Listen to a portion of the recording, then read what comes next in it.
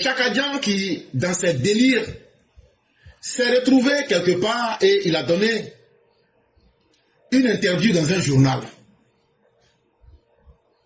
Et il a demandé, il dit de demander au président Ouattara que si la Côte d'Ivoire va bien là, que pourquoi la Côte d'Ivoire est troisième demandeur d'asile. Ah oui, il dit de demander ça. Il dit c'est bien beau de dire j'ai fait ça là, mais pourquoi les Ivoiriens continuent d'aller en exil? Et donc moi je ne perds plus mon temps avec ces carabistouilles. Je préfère aller droit au but.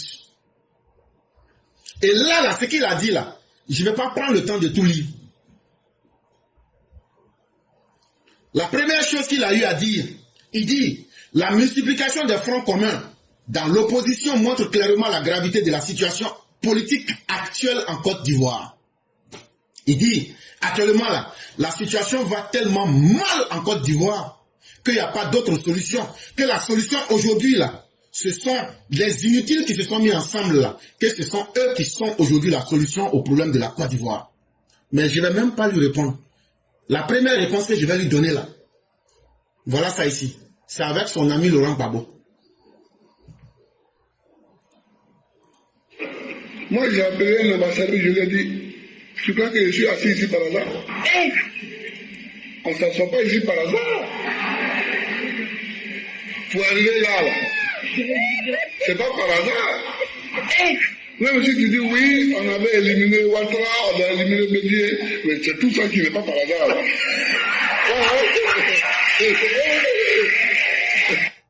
Voilà, celui avec qui tu es dans ton alliance là, il dit que c'est pas par hasard. Donc là, le fait que tu te retrouves aujourd'hui en dehors du pays là, en train de chercher à faire un coup d'État, c'est pas par hasard. Aujourd'hui, tu te retrouves en dehors du pays. Et toi, en train de salir l'image de la Côte d'Ivoire, si tu étais un vrai garçon là, tu allais venir. Si la difficulté, la situation politique est difficile là, il faut être en Côte d'Ivoire pour apporter ta touche. C'est là où on allait savoir que vraiment tu t'inquiètes des Ivoiriens. Mais non, toi tu restes à l'extérieur, tu ne fais que saboter la Côte d'Ivoire.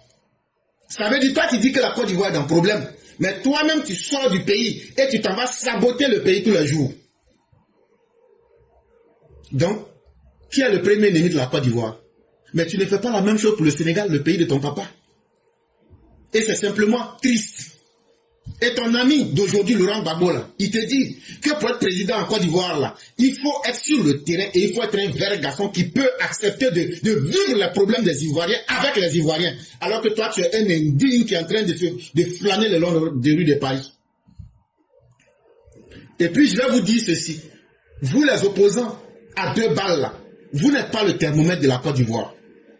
Toi, Chakadjan, là, toi, tu as dit devant tout le monde ici qu'en 99, tu as fui le coup d'État et que tu n'avais plus rien à voir avec la Côte d'Ivoire. Mais aujourd'hui, en 2025, c'est toi qui restes en dehors du pays depuis des mois pour préparer coup d'État, pour créer les conditions d'un coup d'État en Côte d'Ivoire. Regarde comment des fois tu es ridicule. Tout le monde sait les raisons pour lesquelles tu es en dehors du pays. C'est pour accomplir une sale besogne d'un soulèvement et d'une attaque, que ce soit des attaques militaires, mercenaires ou djihadistes. Tout le monde sait que c'est pour ça que tu es dehors, en dehors du pays. Et tu ne le caches pas. Puisque tu n'as pas pu réussir à faire les premiers objectifs. Quand on a éveillé la conscience des Ivoiriens, de qui tu es vraiment, ce que tu n'as pas pu leur faire là, tu vas aujourd'hui leur faire ça par la voie la plus violente. Sinon, voilà tes premières intentions contre les Ivoiriens. Très souvent, les problèmes de paix et de sécurité sont des problèmes sociaux ou des problèmes économiques qui trouvent leur traduction dans la violence. Et à la fin, il faut aller à la cause, la racine du mal, qui est souvent l'insuffisance des moyens, l'insuffisance d'opportunités, l'insuffisance d'éducation, en particulier des femmes, parce que la démographie reste au cœur de ces questions-là, et permettre aux femmes africaines de maîtriser leur fécondité, de choisir combien la taille de leur famille est un combat, moi, que je mène depuis des années et que je ne cesserai jamais de mener, parce que une mère qui a une fécondité maîtrisée aura des enfants en bonne santé, les données là-dessus sont incontestables, et qui auront des perspectives dans la vie meilleures, et qui éviteront ces phénomènes de violence qu'on connaît, qui sont souvent aussi alimentés par le chômage. Parce que si vous avez une masse de jeunes gens qui sont sans perspective, et qui n'ont pas de quoi s'occuper, qui n'ont pas d'espoir, il est facile à des politiciens sans principe de les faire basculer dans la violence avec quelques billets. Tout le monde a vu les scènes sur Internet de billets distribués. Ok. Et là, vous avez entendu Chakadian, et il vous a clairement dit que lui, là, ce que vous venez d'entendre qu'il a dit là, je ne vais même pas expliquer. Il dit, c'est ce que lui fait en cachette. Et qu'il a toujours fait ça. Et que jusqu'à ce qu'il meure, il va continuer à faire ça. Et ça là, il veut faire ça aujourd'hui par la violence armée en Côte d'Ivoire pour vous massacrer publiquement. Et donc son objectif demeure le même. Ce qu'il a dit là, vous avez entendu. Il dit il faisait ça. Il fait ça. Mais il va toujours continuer à faire. Mais comme aujourd'hui c'est sur la Côte d'Ivoire il est arrivé, il dit vous là, il ne va pas vous louper. Il dit vous là, il va vous faire ça bien. Et ça, quand vous avez compris ça, tout le monde sait aujourd'hui comment la situation politique se présente en Côte d'Ivoire. Tous les grands de ce monde ne tarissent pas d'éloges vis-à-vis du président Ouattara. La Côte d'Ivoire n'a jamais connu une sécurité aussi garantie que maintenant. La Côte d'Ivoire n'a jamais connu une paix aussi robuste que ces 15 dernières années. Alors que vous, toi Chakadian, tu étais avec Bédié dans les années 90, pour être plus précis, en 93 et 99. Qu'est-ce que vous n'avez pas montré aux Ivoiriens? Vous avez divisé les Ivoiriens. Vous avez créé l'ivoirité pour créer les conditions du chaos humain en Côte d'Ivoire. Vous avez ciblé des gens, vous les avez assassinés. Vous avez fait du harcèlement à des cadres de l'administration publique parce que vous les soupçonnez d'être des gens qui n'étaient pas des Akans. On a vu tout ça dans ce pays-là. Mais aujourd'hui, est-ce que tout ça existe? Aujourd'hui, des réfractaires à la loi se mettent ensemble. Comme nous, on s'est mis ensemble, on est des réfractaires à la loi, donc on doit nous prendre en compte. Mais si c'est ça, tous les prisonniers de la MACA peuvent se mettre aussi ensemble. Tous les prisonniers de la MACA peuvent se mettre ensemble pour dire que la situation politique est actuellement dans une grave situation. Et donc ne pensez pas que votre mensonge pour tromper les gens, on va tomber là-dedans. Non, on n'a qu'à se réunir, on va discuter. Pour discuter de quoi? On n'a qu'à laisser tomber la loi, on n'a qu'à laisser tomber la constitution, on n'a qu'à laisser tomber la dignité des Ivoiriens pour discuter avec vous. Parce que vous êtes qui? Ou bien vous êtes quoi? C'est bien sûr sur ce terrain-là qu'on vous attend. Parce qu'on veut découvrir en réalité ce que vous êtes. Et vous n'êtes rien et vous le savez. Et chers Ivoiriens, faites beaucoup attention. Parce qu'à la vérité, voici ce que ces gens-là sont. On ne fait pas la politique avec les émotions. L'opposition ivoirienne fait ce que je dis, ce qu'on a vu dans d'autres pays. Quand on dit élection arrive, tout le monde est devenu allié de tout le monde parce qu'en face on a quelqu'un dont nous partageons la haine, on ne l'aime pas. Donc comme on ne l'aime pas, on doit se mettre ensemble pour le déboulonner. Bon, à part ce qui a été dit là, vous avez tous entendu, à part la haine de Dr Ouattara, il y a quoi comme projet politique chez les opposants? Je mets quiconque au défi. Donnez-nous le projet politique, à part de dire on ne veut pas que Ouattara soit là. Il y a quoi qui reste dans le discours de ces opposants? Donc on se met ensemble au nom de la haine pour combattre quelqu'un. Et donc ça veut dire, Chakadian est en train de répéter la politique de l'ivoirité, la politique de l'assassinat et du harcèlement. Et ça, il est encore opposant. Mais demain quand il va être au pouvoir, qu'est-ce qu'il va faire? Vous les Ivoiriens là, il va vous exterminer comme il l'a dit. Et vous avez entendu. Et ça, moi je ne fais plus de commentaires là-dessus. La deuxième chose qu'il a eu à dire, les classements internationaux de la démocratie sont sans appel. La Côte d'Ivoire est 107e. Loin derrière le Ghana, le Sénégal et le Libéria. Le Sénégal est classé 50e. Pardon, le Ghana est classé 50e. Le Sénégal est classé 69e. Le Libéria 78e. Pendant que notre pays reste considéré comme autocratique. Bon, tout ce qu'il a dit ici là, c'est faux. Vous avez bien entendu ce qu'il a dit. Mais si vous vous souvenez, il y a peut-être 3 ou 4 mois, je vous avais donné une liste des pays, les pays démocratiques, les pays qui sont dans une phase hybride et les pays qui sont dans la dictature. Pour ceux qui s'en souviennent. Et ça, j'ai mis le lien dans le direct. C'est le lien https://www.agenceecofin.com/actualité avec S à la fin, /0203-1262-77 classement des pays africains les plus démocratiques en 2024 selon The Economist Intelligence Unit. Pour ceux qui vont dire qu'ils n'ont pas vu là, ce que j'ai dit là, il faut taper. Là, comme ça, là, ce que j'ai dit là, tu vérifies avec moi. Et tu vérifies les chiffres que Chakadja a donnés. La structure mondiale qui s'occupe de voir si un pays est en voie de démocratie, ou bien si un pays est dans la dictature, ou bien si un pays est un régime hybride, cette structure-là s'appelle Economist Intelligence Unit. La cellule de l'intelligence économique. C'est la structure la plus spécialisée au monde pour faire ce travail-là. Quand eux ils viennent en fonction de ce qu'ils voient là, ils ont 3 catégories. Vous m'écoutez très bien, il y a 3 catégories. Soit ils vont classer ton pays comme pays démocratique, ou bien un pays hybride, ou bien un pays dictatorial. Je crois qu'on est d'accord sur les 3 groupes. On y va. Chacun nous dit que quand on fait le classement des pays en termes de démocratie, là, que la Côte d'Ivoire est parmi les pays autocratiques. Ce qui est faux, parce que le même rapport qu'il prend, qu'il est en train de manipuler les gens, c'est ce même rapport-là qui dit que la Côte d'Ivoire est un régime hybride. Ça veut dire, on est entre démocratie et dictature. En 2024. Parce qu'il n'y a rien à mentir devant les gens. Et le même document nous dit que le Sénégal aussi est un régime hybride. Donc, en quoi est-ce que le Sénégal est mieux que la Côte d'Ivoire? Je vous ai mis le lien et j'ai relu le lien pour que ceux qui doutent tapent. Mais lui, dans sa tête, pour tromper, mentir aux gens, comme si nous ne savions pas lire, il sort pour dénaturer la réalité.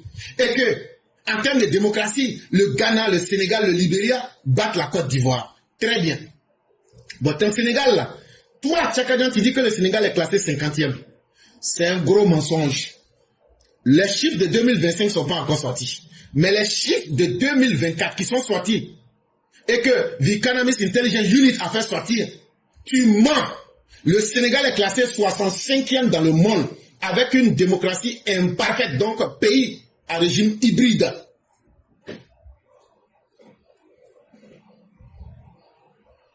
Non, pardon, je me trompais. C'est le Ghana qui est classé 50e, s'il vous plaît, vous m'excusez grandement. Puisque je veux prendre les mêmes pays que tu as cités. Tu dis que la Côte d'Ivoire est loin derrière le Ghana, le Sénégal et le Libéria. Tellement ça m'énerve là, c'est le Sénégal là qui reste dans ma tête. Sinon, tu as commencé par le Ghana. Le Ghana là, tu dis que Ghana est 50e dans le monde. C'est faux. Tout le monde peut prendre le lien là, regardez maintenant. Le Ghana est classé 65e dans le monde avec une démocratie imparfaite. Bon, comment un individu peut mentir comme ça? C'est que toi tu mens là. Moi je viens, je t'attrape sur le terrain devant tout le monde. Là, et puis je dis voilà la preuve, on n'a qu'à vérifier. Il n'y a aucun autre document dans le monde. Et le document le plus récent là, c'est ce que j'ai en face de moi. Bon, un homme comme ça là, qu'est-ce qui prouve que s'il peut déjà mentir pour saboter votre pays, quand il va avoir le pouvoir sur vous là, qu'est-ce qu'il va se priver de ne pas faire sur vous? Est-ce qu'il va se donner des limites sur vous? Et vous les Ivoiriens, on vous explique ça tous les jours, vous pensez qu'on est en train de s'amuser. Quelqu'un qui peut mentir sur toi, est-ce que cette personne-là ne peut pas t'éventrer?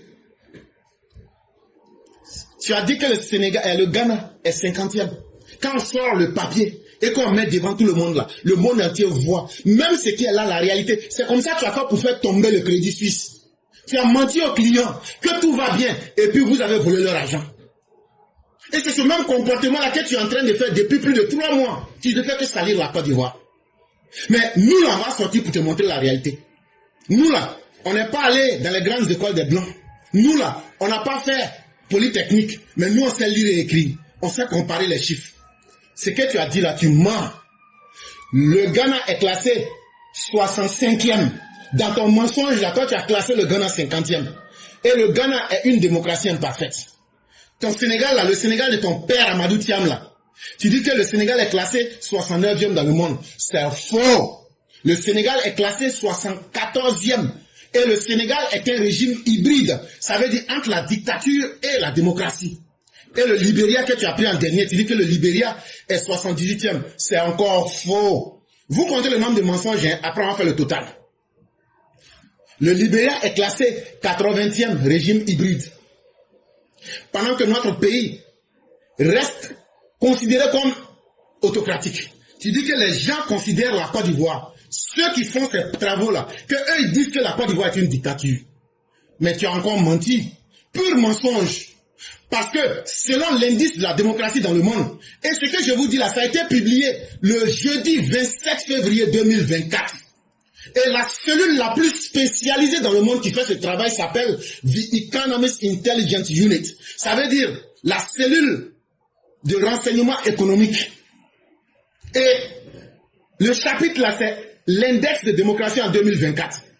Je prends le pays de ton père, dont tu es si fier là. Et puis tu dis que eux sont déjà en avance là. Sénégal est classé 74e. La Côte d'Ivoire est classée 105e. Mais ils sont tous dans le même groupe de régimes hybrides. Donc en quoi est-ce que mentir avec indignité peut te faire grandir? Mais tu ne vas pas réussir. On comprend ta haine contre les Ivoiriens. Et tu demandes que tu n'aimes pas les Ivoiriens. Et puis je vais te dire quelque chose qu'il faut bien retenir, Chakadjan. Quelqu'un qui ne peut pas se souvenir du pays de son père là, est un indigne. Le Sénégal de ton père et toi-même ton Sénégal là.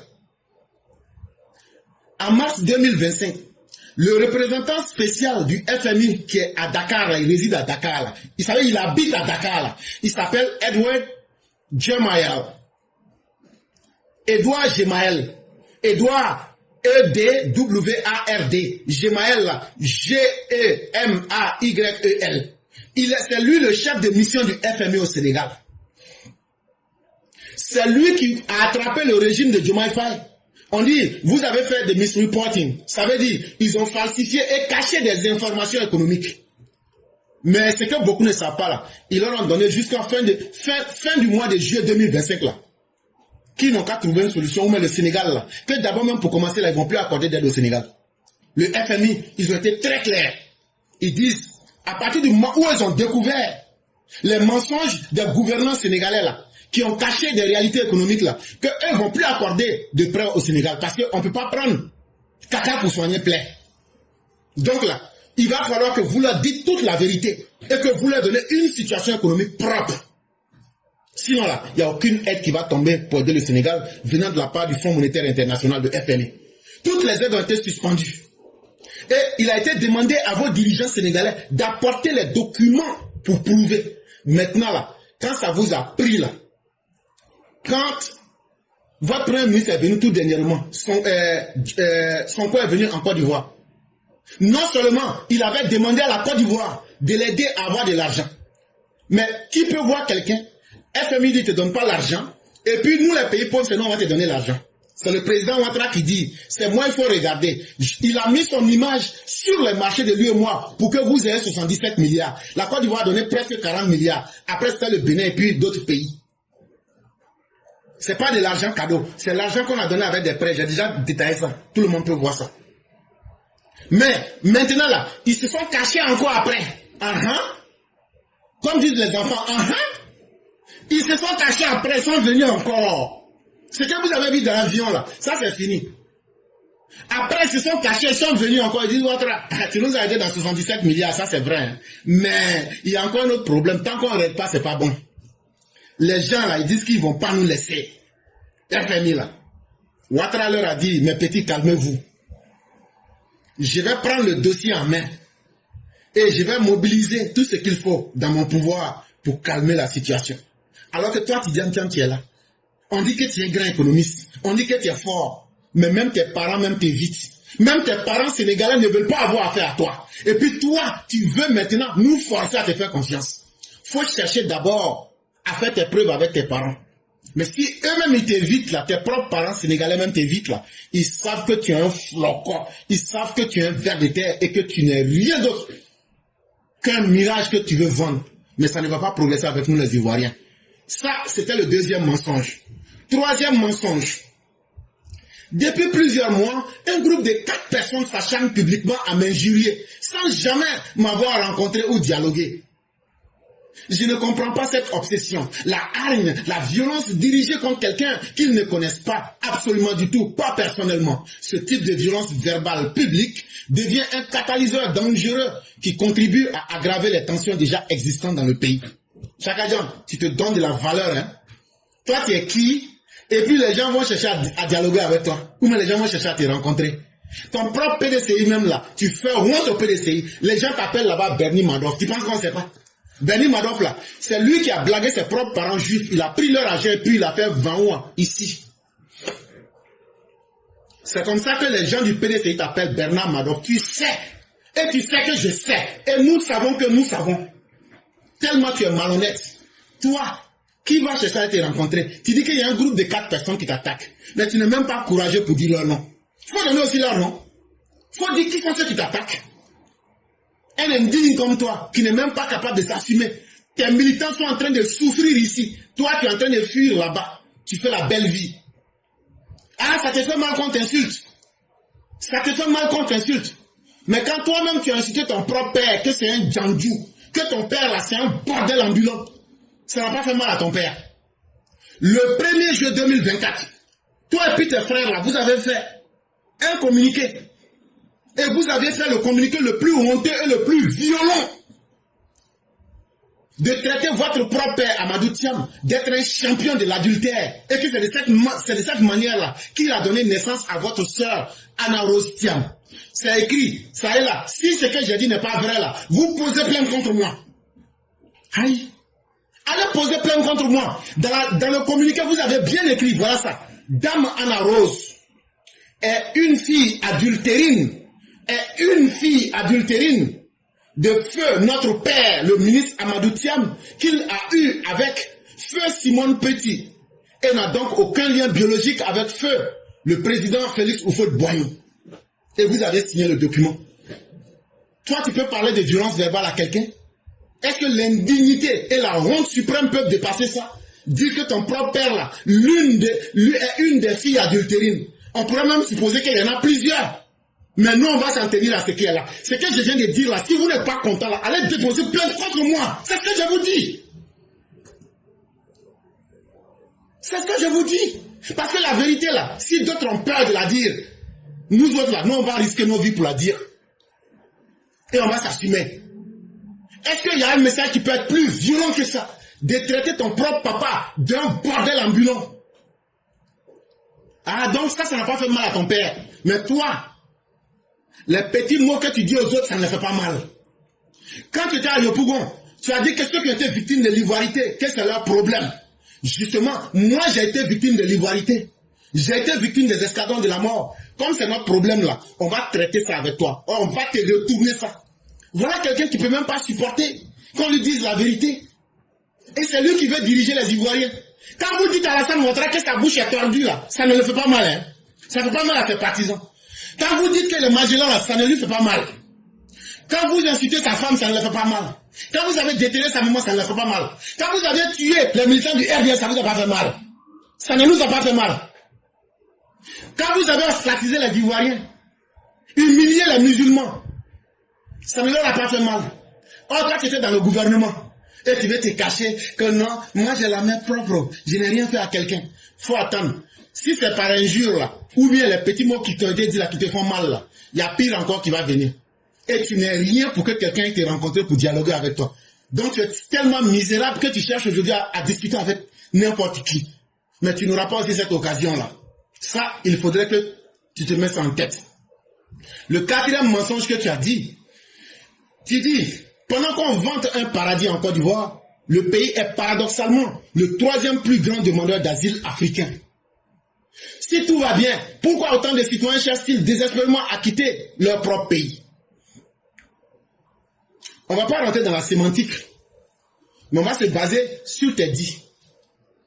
Tu poses la question à Alassane Ouattara et tu lui donnes une information. Que la Côte d'Ivoire est le 3e plus grand demandeur d'asile en Afrique. Frère, tu as menti. Tu as menti. On peut prendre les chiffres de l'OIM et les regarder. Organisation internationale des migrants. Tu mens. Tu es en train de manipuler encore une autre information. C'est l'Office français de la protection des réfugiés et des apatrides. On appelle ça OFPRA. C'est eux qui ont dit que après la Guinée et puis la RDC, République démocratique du Congo, là, que en France, là-bas, en France, dans les pays africains, là, c'est Côte d'Ivoire qui est 3e demandeur d'asile. En France. Mais ils n'ont pas dit demandeur d'asile africain. Tu veux donner l'impression que c'est dans le monde. Ça s'appelle de la dissimulation des faits. Et pourquoi tu le fais? Parce que tu es malhonnête. C'est comme ça que vous avez dissimulé la vérité pour tromper les clients du Crédit Suisse. Et c'est simplement malhonnête. Quand on voit quelqu'un qui ne dit rien, tout ce qu'il dit, c'est du mensonge aligné dans sa bouche. Et celui-là, si vous les Ivoiriens, vous l'acceptez en tant que président, tout ce qui va vous arriver là, même Dieu même ne va pas prendre son temps pour vous regarder. Bon, regardez comment il manipule la réalité. Regardez ce que moi je suis en train de faire. Je ne manipule rien. Et je dis, voilà ce que je dis. Vous tapez OFPRA. Vous allez voir, on dit les 3 pays les plus grands demandeurs d'asile là. C'est la Guinée, la République démocratique du Congo et bien la Côte d'Ivoire.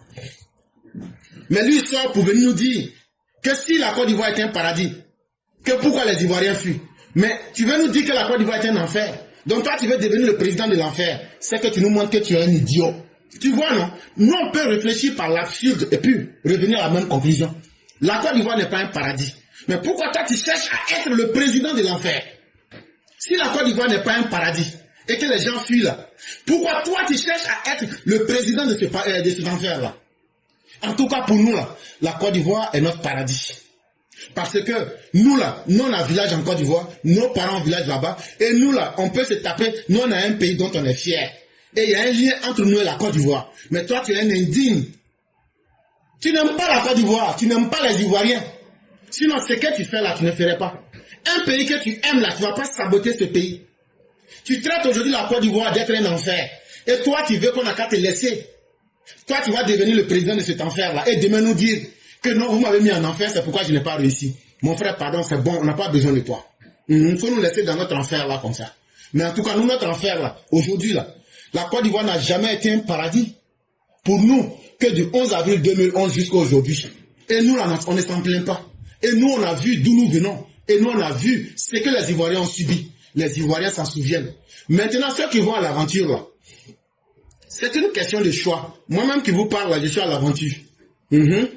C'est une question de choix. Au moment où moi, je venais à l'aventure, là, les opportunités qu'il y a aujourd'hui en Côte d'Ivoire, si ces mêmes opportunités existaient, je n'allais pas venir aussi aujourd'hui. C'est là qu'on parle que chacun a son destin. Mais aujourd'hui, là, qu'on le veuille ou pas, les humains vont se déplacer. Mais ceux qui refusent, même quand tu viens en Occident, c'est pour travailler dur. Souvent même 10 fois plus dur qu'au pays. Pour beaucoup, là, c'est un manque d'information. Pour beaucoup, là, c'est parce qu'ils ont une vie facile et rêvée en tête. Mais ce n'est pas la réalité en Occident. Et encore, l'OIM, l'Organisation internationale des migrants, a démontré que la majorité des personnes qui font les demandes d'asile en France, là, ce ne sont même pas des Ivoiriens. Les gars que vous voyez là, les paresseux là, ils vendent les documents de leurs parents à des Maliens, des Burkinabés, des Sénégalais. Toi, tes propres parents sénégalais là. Voilà, ils vendent les papiers à ceux-là. Et puis ceux-là prennent ça pour venir. Et puis quand ils arrivent, ils font chinois pour venir caler. Si vous voulez qu'on a qu'à tout dire en public, on va tout dire. Ils font chinois pour faire baisse et puis ils viennent caler. Et puis ils font beaux avec ça. Vous pensez qu'on ne connaît pas? Pourquoi ce sont les gars qui se sont plaints quand on a dit personne ne va aller au Maroc? Est-ce que vous avez vu les militants du RHDP se plaindre? Mais pourquoi ce sont les gars qui se sont plaints?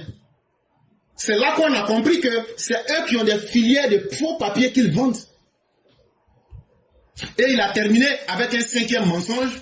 Je tiens à préciser que mon nom n'a jamais été et ne sera jamais associé au Conseil national de transition.